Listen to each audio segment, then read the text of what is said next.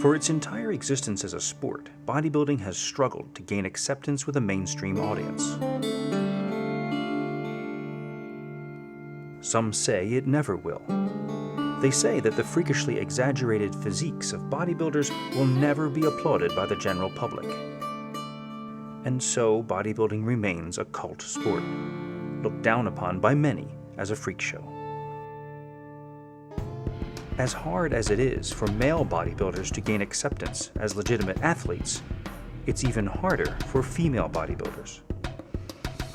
The male bodybuilder creates an exaggeration of the male form. They have taken the shape and characteristics of maleness and pushed it to its limits.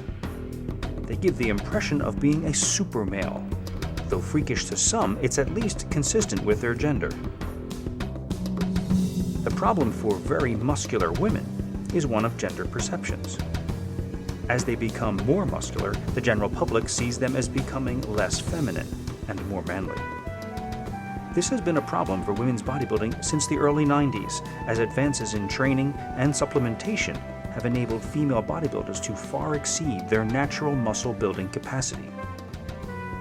This trend has been so detrimental to the popularity of women's bodybuilding that a crisis point was reached, and the IFBB decided to take action.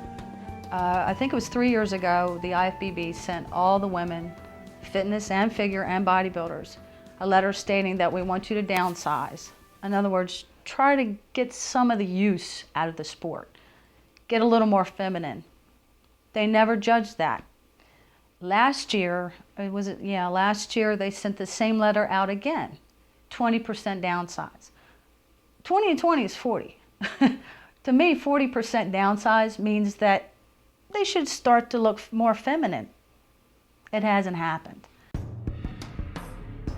There's a fine line now. They don't want the girls looking like men anymore. And what they're trying to do is to look at somebody particular and say, okay, this is enough.